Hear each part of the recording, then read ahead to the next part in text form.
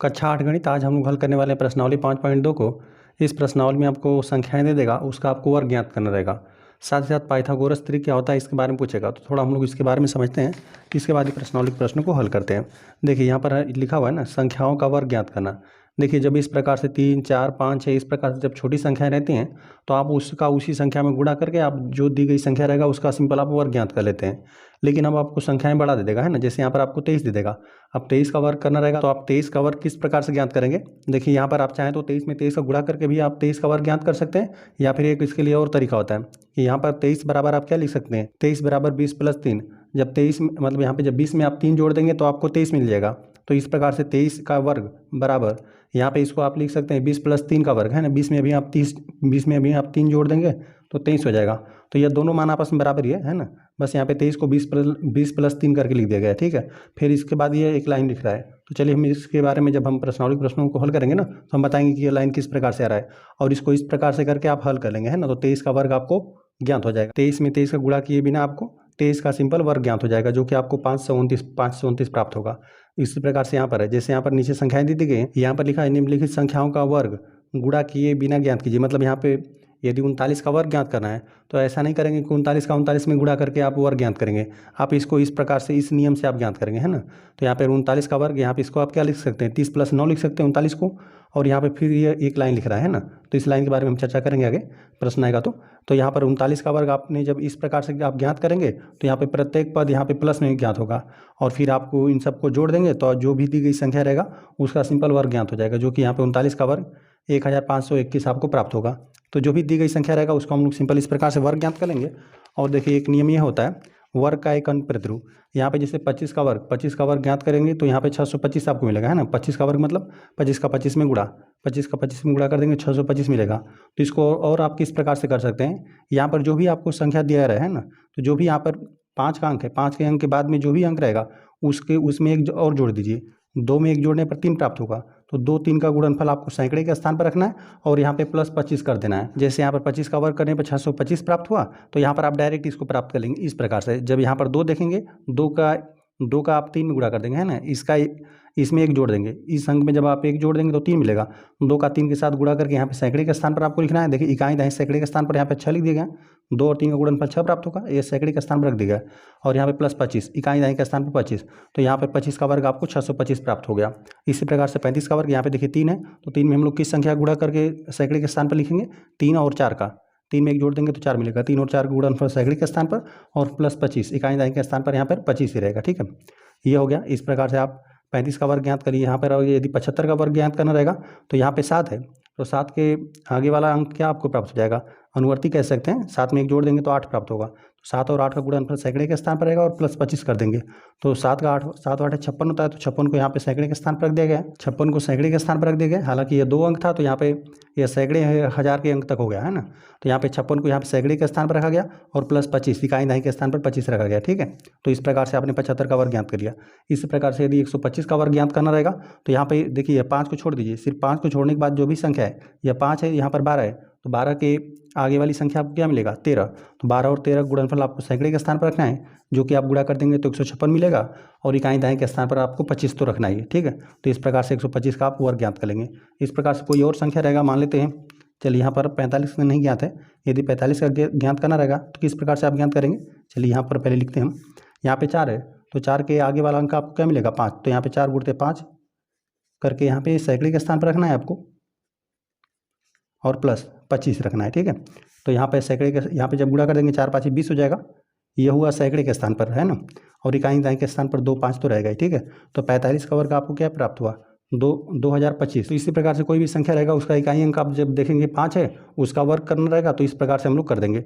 जो भी यहाँ पर इकाई अंक को छोड़कर जो भी संख्या रहेगा उसका हम लोग उसमें एक अंक अधिक जोड़ के गुणा करके सैकड़े के स्थान पर रख देंगे और प्लस 25 जोड़ देंगे। तो इस प्रकार से जो भी दिया गया संख्या रहेगा जिसका इकाई अंक 5 रहेगा उसका हम लोग वर्ग सिंपल ज्ञात करवाएंगे, है ना। प्रश्न आएगा तो हम लोग करेंगे भी।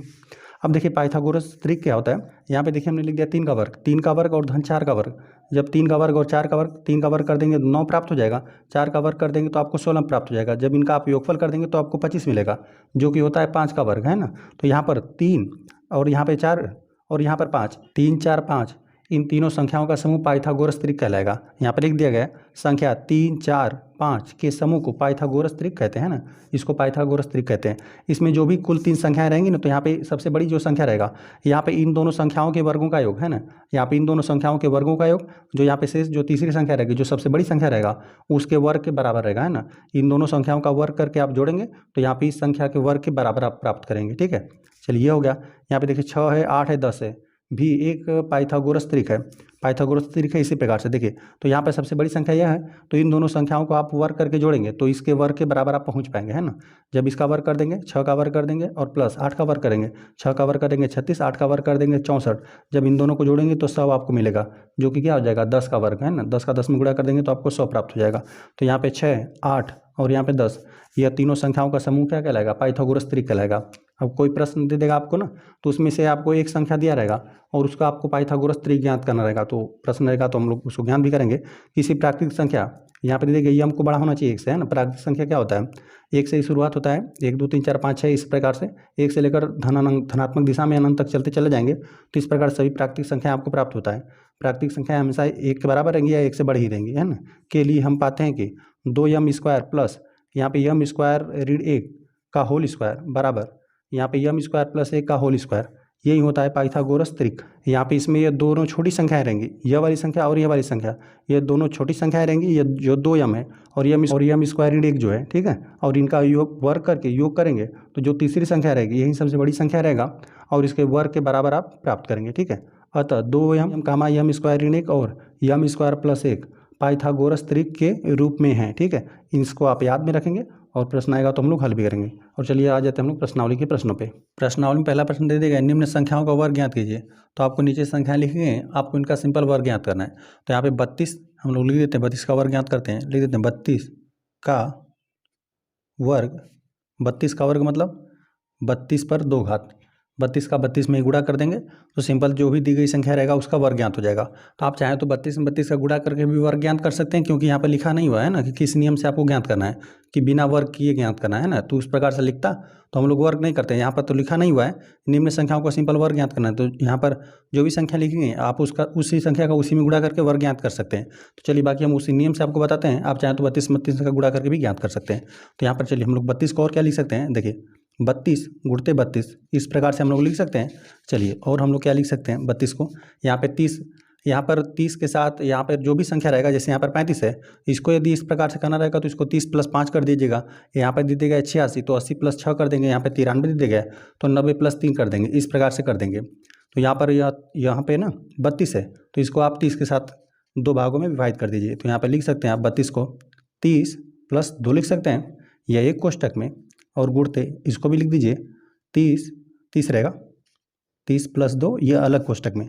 देखिए इस नियम को आप ध्यान में रखिए। जैसे मान लेते हैं कोई चर के हिसाब से हम बताते हैं, जैसे मान लेते हैं x है और +2 है, यह कोष्टक में है और बाहर एक संख्या 2 है, तो इसका सिंपल आप किस प्रकार से गुणा करते हैं, 2 का यहाँ पर जो जितने भी पद रहते हैं उन सभी पदों में आप गुणा कर देते हैं। 2 का आप इस पद में भी गुणा करते हैं और 2 का आप इस पद में भी गुणा करते हैं। जैसे देखिए 2 का यहाँ पे x में गुणा कर देंगे तो यह 2x हो जाएगा, 2 का जब यहाँ पे इस पद में गुणा कर देंगे तो 2 दूना 4 हो जाएगा। यहाँ पे चिन्हों का भी आप ध्यान में रखते हैं ना, तो यहाँ पर सब प्लस प्लस में है, तो यहाँ पर आप क्या करेंगे ना, देखिए 30 + 2 है, इसी का पूरे का, इसको समझ लीजिए एक संख्या समझ लीजिए, इसको यहाँ पर हम लोग पहले पद में गुणा कर देते हैं और इसी का हम लोग दूसरे पद में गुणा कर देते हैं। ठीक है, तो देखिए सिंपल आपको किस प्रकार से प्राप्त हो जाएगा, यहाँ पे हो जाएगा, यहाँ पे 30 + 2 और यहाँ पे 30 के साथ गुणे में, देखिए यहाँ पे 30 हो गया और यहाँ पे 30 + 2, यहाँ पर पहले पद में हमने इसका गुणा कर दिया, ठीक है, यहाँ पे, और प्लस यहाँ पे 2 है और इस संख्या का हम लोग दूसरे पद में गुणा कर देते हैं, तो यहाँ पर भी हो जाएगा 30 + 2। ठीक है, जो यहाँ पर आपको दिया था ना, जो यहाँ पे 39 का वर्ग लिखा था,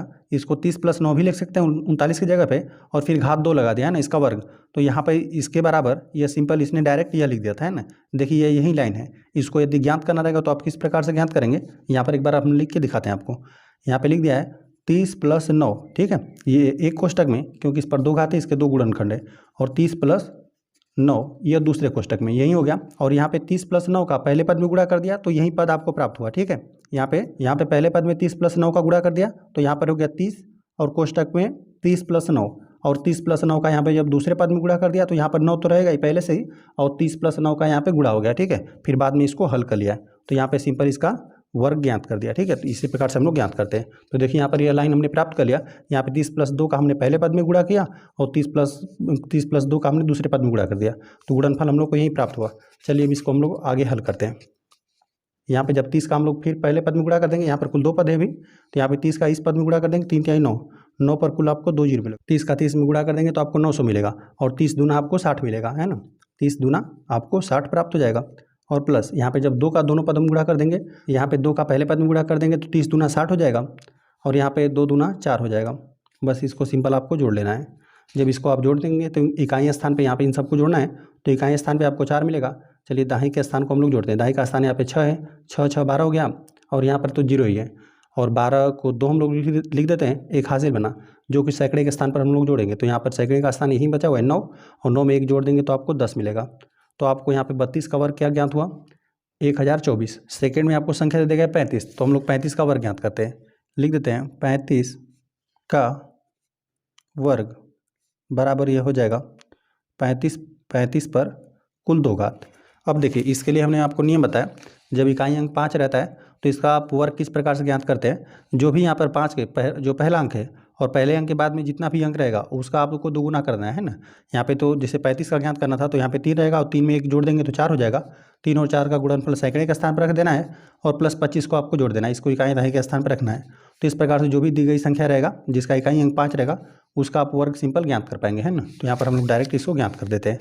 देखिए होगा किस प्रकार से, यहाँ पर आपको क्या कर देना है, 3 है, 3 और 4 का गुणनफल यहाँ पर 3 है, तो यहाँ पर हम लोग लिख देते हैं 3 × 4, इनका गुणनफल आप रखेंगे सैकड़े के स्थान पर, ठीक है। यहाँ पे लिख देते हैं सैकड़े और प्लस 25, तो आप इसका डायरेक्ट वर्ग ज्ञात कर पाएंगे, है ना। तो यहाँ पे 3 चौको 12 हो जाएगा, 3 चौका 12 ये सैकड़े के स्थान पर और इकाई दाहिने स्थान पर तो 25 रहेगा ही, ठीक है। तो यहाँ पर 35 का वर्ग आपने डायरेक्ट ज्ञात कर दिया, जो कि आपको 1225 प्राप्त हुआ। थर्ड वाले प्रश्न पे आ जाते हैं। थर्ड वाले प्रश्न में आपको दे दिया गया संख्या 86, लिख देते हैं 86 का वर्ग। इसको हम लोग क्या लिख सकते हैं, सिंपल हम लोग 86 पर वर्ग भी लिख सकते हैं और बराबर हम लोग इसको 80 और धन 6, है ना, 80 धन 6 का यहाँ पे वर्ग भी हम लोग लिख सकते हैं। चलिए इसके 2 गुणनखंड हम लोग लिख देते हैं, 80 धन 6 हो जाएगा एक अलग कोष्टक में, गुणते 80 धन 6 हो जाएगा एक अलग कोष्टक में, ठीक है। अब 80 धन 6 का हम लोग पहले पद में गुणा कर देते हैं, तो यहाँ पर बाहर 80 हो जाएगा और यहाँ पे 80 + 6 हो गया, ठीक है। अब इसका हम लोग 80 + 6 का दूसरे पद में गुणा कर देते हैं, जो कि 6 है, तो यहाँ पर यह हो जाएगा 80 + 6। अब यहाँ पे जब यहाँ पर 80 का यहाँ पर कुल दोनों पदों में आपको गुणा करना पड़ेगा। यदि प्रसार करके लिखना है तो हम एक बार लिख देते हैं ना, 80 का यहाँ पे इसके 80 के साथ गुणा कर देंगे, 80 × 80 हो जाएगा और 80 + 6 मतलब 80 × 6, ठीक है, ये हो गया। और यहाँ पे 6 × 80 और 6 का गुणा यहाँ पे 6 में भी करेंगे, दोनों पदों में गुणा कर देंगे। जितने पद रहते हैं कोष्टक के अंदर उतने पदों में आप गुणा कर देते हैं, 6 का गुणा 6 में। तो यहाँ पे 8 × 8 = 64 और फिर डबल 0 और प्लस 8 × 6 = 48 और 1 0 प्लस 8 × 6 यहाँ पर भी 48 और 1 0, 6 का 6 में गुणा कर देंगे 36 मिल जाएगा। सिंपल आपको इसको जोड़ना ही है। इकाई स्थान पे जोड़ देंगे तो 6 है, इकाई स्थान पे 6 ही हो जाएगा, ठीक है। और दाहिने का स्थान जोड़ते हैं तो यहाँ पे 3 है, यहाँ पर 8 है, 11 हो गया और 11 में भी फिर आप जब 8 जोड़ देंगे तो 19 मिलेगा, 19 और यहाँ पे 0 है, ठीक है। तो 19 को हम लोग सिंपल 9 लिख देते हैं, 19 को हम लोग 9 लिख देते हैं, हासिल 1 लगा। अब हम लोग सैकड़े का स्थान जोड़ते हैं, तो यहाँ पे 4 है, यहाँ पर 4 है, 4 4 8 और यहाँ पर भी 4 4 3 12, एक हासिल 13, 13 को 3, हासिल अभी 1 लगा। अब हम लोग सैकड़े का स्थान हमने जोड़ दिया, अब हज़ार का स्थान जोड़ते हैं, तो यहाँ पर 6 है और एक हासिल लगा हुआ है, तो यहाँ पे 7 हो जाएगा। तो यहाँ पर आपको 86 का वर्ग आपको प्राप्त हुआ 7396। चौथे प्रश्न में आपको दे दिया गया है संख्या, चौथे प्रश्न में आपको 93 दे दिया गया, लिख देते हैं 93 का वर्ग।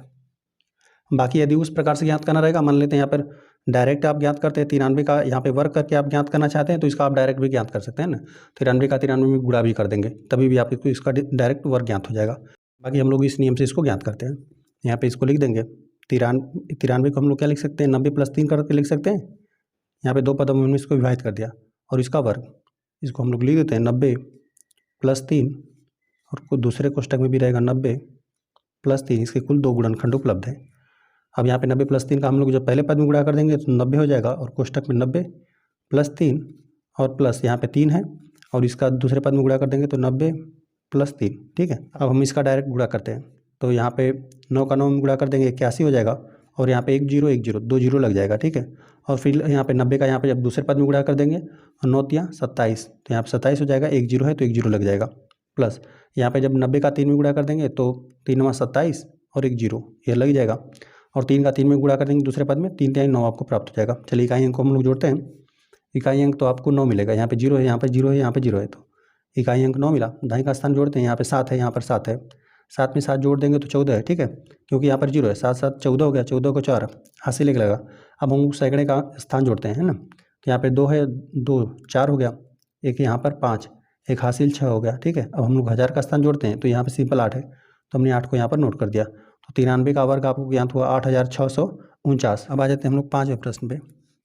5वें में आपको दे देगा संख्या 71 है, लिख देते हैं 71 का वर्ग। तो इसको हम लोग क्या लिख सकते हैं, 71 पर 2 घात, या फिर इसको हम लोग 70 + 1 लिख सकते हैं, इस पर 2 घात बराबर 70 + 1 गुणते 70 + 1। यहाँ पे 70 + 1 का पहले पद में गुणा कर देंगे तो यहाँ पे 70 है, यहाँ पे 70 + 1 हो जाएगा, पहले पद में गुणा कर दिया, और प्लस यहाँ पर 1 है, कोई भी संख्या रहेगा यदि उसमें आप 70 + 1 का गुणा कर देंगे तो वही संख्या हो जाएगा, 70 + 1 ही हो जाएगा, है ना। इसमें जब आप 1 का गुणा कर देंगे तो, या फिर चलिए कोष्टक करके ही हम लोग लिख देते हैं, यहाँ पर बाहर 1 है ना, यहाँ पे 1 का गुणा कर देंगे तो सिंपल आपको यही संख्या ही प्राप्त हो जाएगा। बाकी इस प्रकार से हमने लिख दिया। चलिए अब हम लोग गुणा करते हैं। जब यहाँ पे 70 का 70 में गुणा कर देंगे, 70 का पहले पद में गुणा कर देंगे, 7 7 49, और यहाँ पे 1 0 1 0 2 0 लग जाएगा, ठीक है। 70 का 1 में गुणा कर देंगे तो यहाँ पे 70 ही प्राप्त होगा, और बाकी यहाँ पर 1 का यहाँ पे 70 में गुणा कर देंगे तभी भी 70 मिलेगा, और यहाँ पर 1 का 1 गुणा कर देंगे तभी भी आपको 1 ही प्राप्त होगा। तो यहाँ पर मिला 70 धन 1 हो जाएगा। चलिए अब बस सबको जोड़ लीजिए, इकाई के स्थान पर जोड़ देंगे तो 1 ही मिलेगा, 1 है 0 है 0 है 0, तो सिंपल इकाई के स्थान पे 1 मिला। दाएं का स्थान जोड़िए, यहाँ पे 7 7 49, ठीक, नहीं 7 7 14 हो जाएगा, 14 को 4 हासिल 1 लगा। अब हम लोग सैकड़े का स्थान जोड़ते हैं, तो यहीं पर है सैकड़े का स्थान, यहाँ पे 9 है, एक हासिल जोड़ देंगे 10 हो जाएगा, फिर एक हासिल लगा, तो यहाँ पर जोड़ देंगे इसको हज़ार के स्थान पे, तो 4 में 1 जोड़ देंगे तो 5। 71 का वर्ग आपको ज्ञात हुआ 5041। आ जाते हैं छठे प्रश्न पे। यहाँ पर दे दिया गया 46, लिख देते हैं का वर्ग। तो यहाँ पर हम लोग लिख देते हैं 46 का वर्ग बराबर यहाँ पे 40 और प्लस हम लोग 6 लिख देते हैं, इसका वर्ग बराबर 40 + 6 एक कोष्टक में गुणते 40 + 6 एक अलग कोष्टक में। अब यहाँ पे 40 + 6 का हम लोग पहले पद में गुणा कर देंगे, तो यहाँ पर 40 है और कोष्टक के अंदर 40 + 6 हो जाएगा, ठीक है। इसका हमने इस पद में गुणा कर दिया। अब इसका हम लोग इस पद में गुणा कर देते हैं दूसरे पद में, तो यहाँ पर 6 है, कोष्टक के अंदर 40 और प्लस 6 हो जाएगा। चलिए जब 40 का यहाँ पर पहले पद में गुणा कर देंगे, 4 चौका 16, 4 चौका 16 हो गया, और यहाँ पे 1 0 1 0 2 0 लग जाएगा, ठीक है। 40 के 40 में गुणा कर देंगे तो 1600 प्राप्त हो जाएगा। अब 40 का यहाँ पर 6 में हम लोग गुणा कर देते हैं, तो 6 चौका 24 और 1 0 है तो 0 भी लग जाएगा, प्लस यहाँ पर 40 का जब 6 में गुणा कर देंगे, 6 का यहाँ पर पहले पद में गुणा कर देंगे, 6 चौका 24 और 1 0 है तो लग जाएगा, है ना। जब 40 का 6 में गुणा कर देंगे 240 आपको प्राप्त हो जाएगा। जब 6 का 6 में गुणा कर देंगे तो आपको 36 प्राप्त हो जाएगा। चलिए इकाई स्थान को जोड़िए, यहाँ पर तो तीनों पदों में 0 है, यहाँ पर 6 है, तो इकाई स्थान पे 6 हो जाएगा। दाएं का स्थान जोड़िए, यहाँ पर 3 है, यहाँ पे 4 है, 4 3 7 हो गया, और 7 में 4 जोड़ देंगे 11, 11 को 1, ठीक है, फिर 1 हासिल लगा। अब सैकड़े का स्थान जोड़िए, यहाँ पर 2 है, यहाँ पर 2 है, 4 हो गया, 4 में यहाँ पर 6 जोड़ देंगे 10 हो जाएगा, 10 में 1 हासिल था 11 हो गया, फिर 1 हासिल लगा, जो कि अब 1000 के स्थान पर इसको हम लोग जोड़ेंगे, तो यहाँ पर 1000 के स्थान पर 1 है, 1 में 1 जोड़ देंगे 2 मिलेगा, तो आपको 46 का वर्ग आपको प्राप्त हुआ 2116। प्रश्न नंबर 2 दे दिए गए पाइथागोरस त्रिक लिखिए जिसका एक सदस्य है। यहाँ पर फर्स्ट में दे दिया गया एक संख्या 6 है, दूसरे प्रश्न में यहाँ पे 14 दे दिया गया। यहाँ पे पाइथागोरस त्रिक में आपको पता है कि 3 संख्याएं होती है, तो यहाँ पर फर्स्ट में एक संख्या तो आपको दे देगा, शेष दोनों संख्याएं भी ज्ञात कीजिए, ठीक है, यही ज्ञात करना है। तो इसके लिए आप इस नियम को याद में रखेंगे। इसके बारे में मैंने पहले बताया कि यहाँ पर कोई भी पाइथागोरस त्रिक रहेगा तो वह इसी प्रकार से रहता है, या तो 2 यम, यहाँ पे 2 यम एक रहेगा, और एक यहाँ पे यम स्क्वायर ऋण 1 और एक यम स्क्वायर प्लस 1 रहता है ना। तो इसमें से जो भी एक संख्या दी गई है आप यहाँ पे इसके बराबर करके, है ना, 2 यम के बराबर करके या यम स्क्वायर ऋण 1 के बराबर करके या फिर यम स्क्वायर प्लस 1 के बराबर करके आप चेक करेंगे कि यहाँ पर यम का वैल्यू क्या है। यदि यम का वैल्यू आपको ज्ञात हो जाएगा तो यहाँ पर आपको पहली भी संख्या ज्ञात हो जाएगी, दूसरी भी संख्या और जो भी तीसरी संख्या है, ये तीनों संख्याएं पाइथागोरस जो त्रिक रहेगा वो आप ज्ञात कर पाएंगे। जब आप पाइथागोरस त्रिक को ज्ञात कर देंगे तो उसमें जो भी सबसे बड़ी संख्या रहेगी ना, वो जो शेष दोनों छोटी संख्याएं रहेंगी, यहाँ पे एक सबसे बड़ी संख्या रहेगा ये वाला, जो छोटी संख्याएं रहेंगी आप उनका वर्ग करके जब जोड़ेंगे ना, तो यहाँ पे जो सबसे बड़ी संख्या रहेगा इसके वर्ग के बराबर आएगा, है ना, यही प्राप्त होगा। यहाँ पे 2m², ये इन दोनों संख्याओं का वर्गों का योग, ठीक है, इन दोनों संख्याओं के वर्गों का योग, जो यहाँ पे शेष जो सबसे बड़ी संख्या रहेगा इसके वर्ग के अब बराबर प्राप्त होगा, है ना। जो 6 है यहाँ पे प्रत्येक के बराबर रखकर आप चेक करिए कि यम का वैल्यू आपको क्या प्राप्त हो रहा है ना। चलिए पहला प्रश्न हम लोग हल करते हैं, आप इसको याद में रखिएगा। चलिए हम लोग हल करते हैं। यहाँ पर फर्स्ट में आपको 6 दे देगा, है ना, तो यहाँ पर हम लिख देते हैं। पहले हम लोग चेक करते हैं कि यहाँ पर यह 2m का मान दे देगा कि m² ऋण 1 का मान दिया हुआ है कि यहाँ पर m² + 1 का मान दिया हुआ है। इसमें से आपको m का वैल्यू ज्ञात करना है। लिखते हैं, यदि हम लेते हैं, चलिए यहाँ पर हम लोग 2m बराबर ही 6 ले लेते हैं। यहाँ पर प्रत्येक के अलग अलग बराबर आपको लेना है 6, है ना। तो देख लेते हैं हम लोग 2m, हम इस प्रकार से लेने पर आपको m का वैल्यू हमेशा एक प्राकृतिक संख्या प्राप्त होना चाहिए, है ना। तो यहाँ पे 2m बराबर हम लोग 6 को प्रतिस्थापित करते हैं। तो यहाँ पे 2 गुणा में बराबर को उधर पक्षांतर कर देंगे तो भागा में चला जाएगा, है ना। तो m बराबर आपको 6/2 प्राप्त हो गया। तो यहाँ पर m का वैल्यू आपको कितना प्राप्त हो जाएगा, यहाँ पे 6 में जब आप 2 से भाग दे देंगे, 6 में जब आप 2 से भाग देंगे तो आपको 3 प्राप्त हो जाएगा।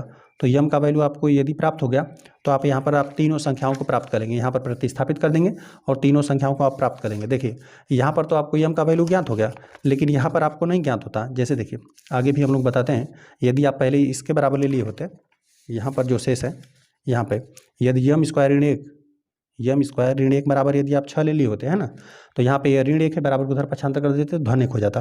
तो यहाँ पर m² यहाँ पे ऋण 1 के बराबर उधर पक्षांतर कर देंगे, धन 1 हो जाएगा। 6 + 1 हो गया, m² बराबर आपको 7 प्राप्त हो जाता।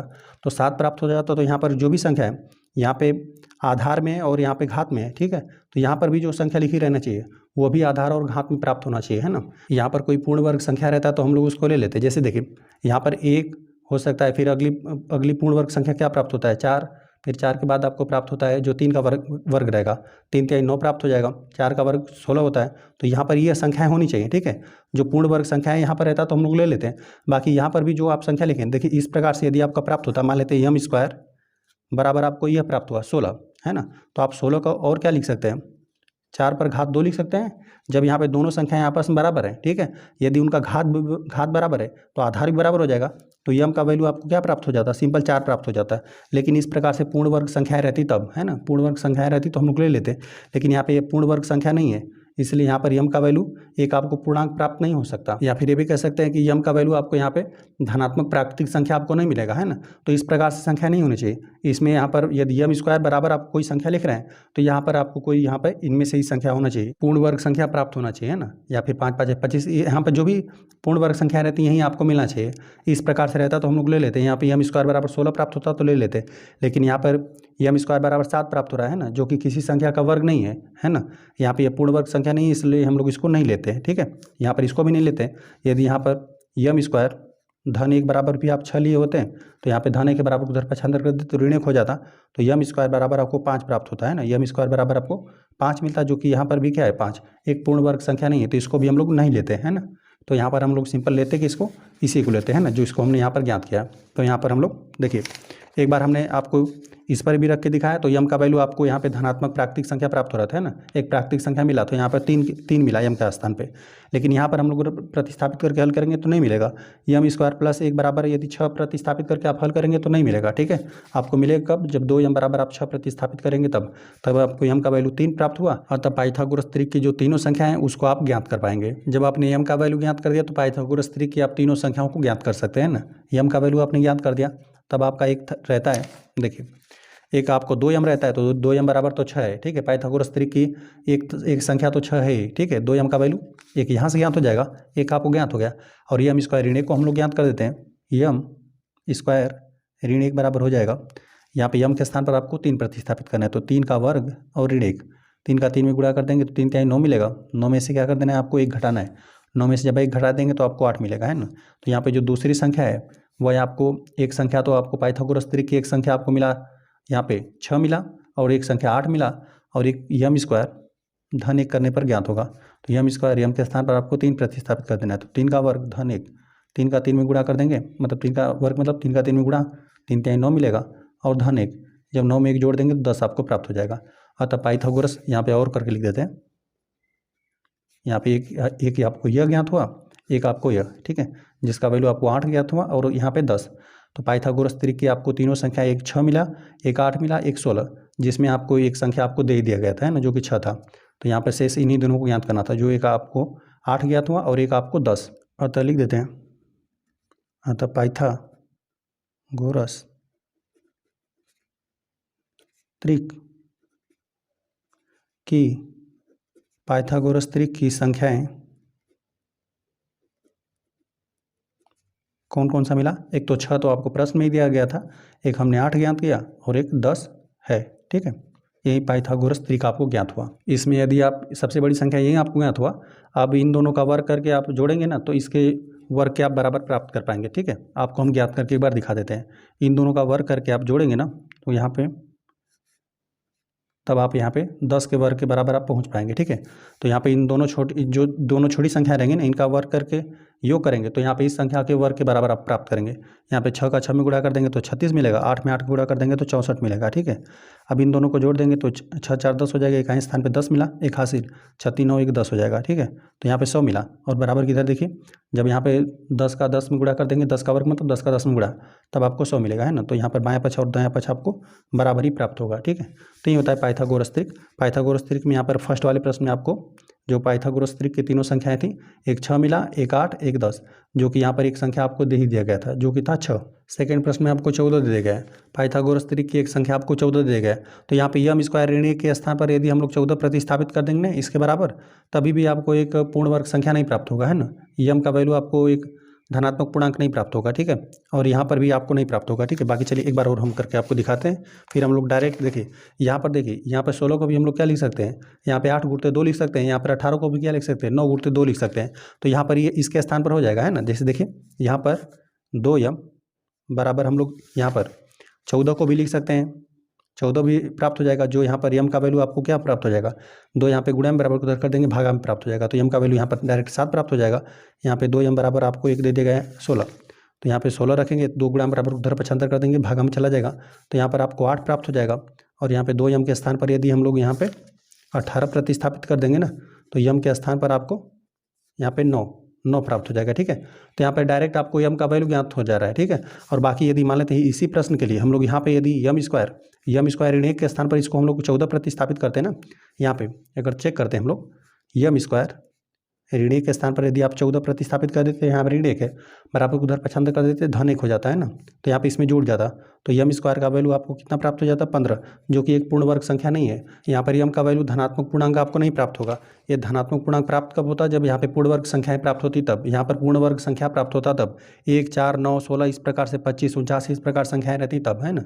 लेकिन यहाँ पर भी आपको नहीं प्राप्त होगा। चाहे तो आप यम स्क्वायर प्लस 1 के स्थान पर भी आप यम स्क्वायर प्लस 1, यहाँ पे यम स्क्वायर प्लस 1 बराबर यदि आप 14 प्रतिस्थापित कर देते हैं, तो यहाँ पे धन 1 ऋणात्मक, तो यम स्क्वायर बराबर आपको यहाँ पे यम स्क्वायर बराबर आपको 13 प्राप्त होता है। यहाँ पे धन के बराबर उधर 75 होता तो घट जाता है ना, ऋणात्मक चिन्ह हो जाता, तो यहाँ पे 14 में से घटा देते हैं तो 13 प्राप्त होता।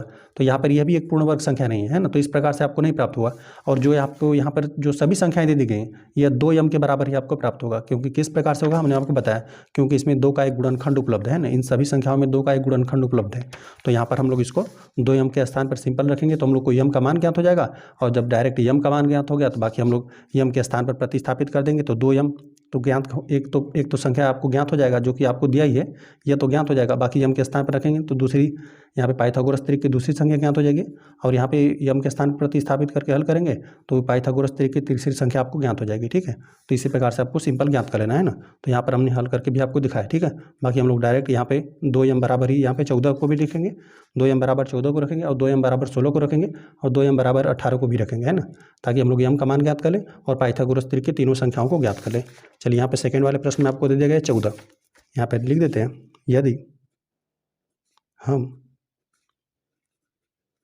लेते हैं 2m बराबर 14, तो m बराबर 14, यहाँ पे 2 गुणे बराबर उधर भागा में चला जाएगा, तो यहाँ पे m का वैल्यू आपको 7 प्राप्त हो जाएगा। और देखिए एक बात आप और ध्यान में रखिएगा कि जब यहाँ पे 2 का गुणनखंड इसमें उपलब्ध नहीं हो, है ना, यहाँ पे जो आपको संख्याएं दे देंगे ना, यहाँ पे इसमें 2 का गुणनखंड उपलब्ध है, इसलिए यहाँ पे 2m बराबर हम ले रहे हैं ना। यदि नहीं उपलब्ध होता तो हम लोग किसको चेक करते हैं, फिर हम लोग इसको चेक करते हैं। यदि 2m बराबर यहाँ पे 14 रखने पर, ठीक है, आपको m का वैल्यू यहाँ पर एक पूर्णांक नहीं प्राप्त होता, यहाँ पे 7 नहीं प्राप्त होता, तो हम आप इस पर चेक करते हैं, m स्क्वायर ऋण 1 पर रखकर चेक करते हैं और m स्क्वायर धन 1 पर रखकर चेक करते हैं, ठीक है। तो आपको जाहिर सी बात है कि आपको m का वैल्यू उस प्रकार से प्राप्त होता है। यहाँ पे 14 के स्थान पर यदि कोई और संख्या आपको दिया रहता है ना, जो कि जिसमें 2 का गुणनखंड नहीं रहता, तो आप m स्क्वायर ऋण 1 बराबर रख के उस संख्या को आप चेक करते हैं, m स्क्वायर प्लस 1 रख के आप उस संख्या को चेक करते हैं ना, तब आप पाइथागोरस थ्योरम की एक संख्या प्राप्त करते हैं। यहाँ पे इस प्रकार से यदि कोई सम संख्या दिया रहे तो आप 2m बराबर यहाँ पे उस सम संख्या को रख सकते हैं। यहाँ पे 14 को हमने 2m बराबर रख दिया। यदि यहाँ पर मान लेते हैं विषम संख्या रहता, तब आप m स्क्वायर ऋण 1 बराबर आप उस संख्या को रखते हैं ना, m स्क्वायर प्लस 1 बराबर रख के उस संख्या को हल करके आप m का वैल्यू ज्ञात करते हैं। फिर यहाँ पे पाइथागोरस थ्योरम की तीनों आप संख्याओं ज्ञात करते हैं। क्योंकि यहाँ पर सभी सम संख्याएं दिया है जिसमें 2 का एक गुणनखंड 2 उपलब्ध है, इसलिए हम लोग 2m बराबर जो दी गई संख्या है पाइथागोरस थ्योरम की हम लोग एक संख्या के बराबर ले रहे हैं, ठीक है। तो यहाँ पर हम लोग ले लेते हैं इसको। तो यहाँ पर हमने m का वैल्यू ज्ञात कर दिया है ना, जो कि आपको 7 प्राप्त हुआ। तो यहाँ पे देखिए 2m होता है और एक होता है, हम लोग लिख देते हैं m स्क्वायर ऋण 1। तो m के स्थान पर आप 7 प्रतिस्थापित कर दीजिए, 7 का वर्ग ऋण 1, 7 का 7 में गुणा कर देंगे तो आपको 49 मिलेगा। 49 में से आपको एक घटा लेना है, जो कि आपको प्राप्त हो जाएगा 48, है ना। और एक होता है m स्क्वायर प्लस 1, तो यहाँ पे हो जाएगा 7 का वर्ग ऋण 1, 7 7 49 और ऋण 1 नहीं, यहाँ पे धन 1 है, तो 49 में एक जोड़ देंगे तो 50, ठीक है। तो पाइथागोरस थ्योरम की एक संख्या एक 2m होता है, ठीक है, एक 2m होता है और एक होता है m स्क्वायर ऋण 1 और एक होता है m स्क्वायर प्लस 1। तो एक तो आपको 14 प्राप्त हुआ जो कि आपको प्रश्न में ही दिया था, एक 14 हो जाएगा, एक यहाँ पे 48 और एक 50 हम लोग लिख देते हैं। अतः पाइथागोरस थ्योरम की संख्याएं, जो तीनों संख्याएं हैं कौन कौन सी हैं, एक तो 14 आपको दिया गया था प्रश्न में और एक आपने 48 ज्ञात किया और आपने एक 50 है, ठीक है। यदि इन दोनों संख्याओं का वर्ग करके आप जोड़ेंगे तो इसके वर्ग के बराबर आपको प्राप्त होगा, ठीक है। तो यहाँ पे सेकंड प्रश्न भी हल हो गया। यहाँ पर हम लोग 16 ले लेते हैं, लिख देते हैं, यदि हम लेते हैं यहाँ पे 2m बराबर 16, ठीक है, 2m बराबर 16 लेते हैं तो m बराबर आपको 16/2 प्राप्त हो जाएगा। यहाँ पे 2 गुणा में था, भागा में चला गया, है ना। m बराबर यहाँ पर आपको 8 प्राप्त हुआ, ठीक है। तब यहाँ पे करके लिख देते हैं, तब आपको m बराबर 8 प्राप्त हुआ। अब हम लोग लिख देते हैं m स्क्वायर ऋण 1 का मान ज्ञात कर लेते हैं। m का मान यहाँ पर हमने ज्ञात कर दिया, तो यहाँ पर इसको प्रतिस्थापित कर दीजिए। तो 8 का वर्ग ऋण 1, 8 का 8 में गुणा कर देंगे तो 64 प्राप्त हो जाएगा और उसमें से ऋण 1 कर देना है, तो आपको 63 मिल जाएगा। और m स्क्वायर प्लस 1, तो m के स्थान पर हमने 8 प्राप्त किया है, 8 का वर्ग और यहाँ पे धन 1 है, 8 का 8 में गुणा कर देंगे, 8 का वर्ग 64 आपको प्राप्त हो जाएगा और धन 1 कर देना है, 64 1 आपको 65 प्राप्त हो जाएगा, ठीक है। तो पाइथागोरस थ्योरम की आपको यही तीनों संख्याएं प्राप्त हुई। एक तो 16 दे दिया गया था और यहाँ पे एक आपको ज्ञात हुआ 63, एक ज्ञात हुआ 65। हाँ, तो लिख देते हैं पाइथागोरस थ्योरम संख्याएं 16, 63, 65 है, ठीक है। यही तीनों संख्याएं जो पाइथागोरस थ्योरम है, इन दोनों संख्याओं का वर्ग करके जोड़ेंगे तो इस संख्या के वर्ग के बराबर आपको प्राप्त होगा। चौथे प्रश्न में आपको 18 दे दिया गया है ना, इसको भी हल कर लेते हैं। यहाँ पे लिख देते हैं, यदि हम लेते हैं 2m बराबर 18 दिया हुआ है, तो यहाँ पे यहाँ पे 2 गुणा में बराबर उधर पक्षांतर कर देंगे, भागे में हो जाएगा, 18/2 हो जाएगा, 18/2। तो m का वैल्यू आपको 9 प्राप्त हो जाएगा, 2 9 18 हो जाएगा। तब करके लिख देते हैं, यदि 2m बराबर आपने 18 लिया तब आपको m का वैल्यू 9 प्राप्त हुआ। और यहाँ पर लिख देते हैं m स्क्वायर ऋण 1 का मान क्या हो जाएगा, m के स्थान पर 9 प्राप्त किया हमने, 9 का वर्ग ऋण 1, 9 9 81 हो जाएगा और ऋण 1, 81 में से 1 घटा देंगे तो आपको 80 मिल जाएगा। और एक आपको मिलेगा पाइथागोरस थ्योरम की एक और संख्या क्या हो जाएगा, m स्क्वायर धन 1। तो यहाँ पे m के स्थान पर आपको प्रतिस्थापित कर देना है 9, 9 का वर्ग धन 1, 9 का 9 में गुणा कर देंगे 81 मिलेगा और प्लस 1, 81 में 1 जोड़ देंगे तो आपको 82 प्राप्त हो जाएगा। अतः लिख देते हैं, आपको तीनों संख्याएं ज्ञात हो गई। यह तो दिया हुआ था 18, एक आपको मिला यहाँ पे 80 और एक मिला आपको 82। अतः पाइथागोरस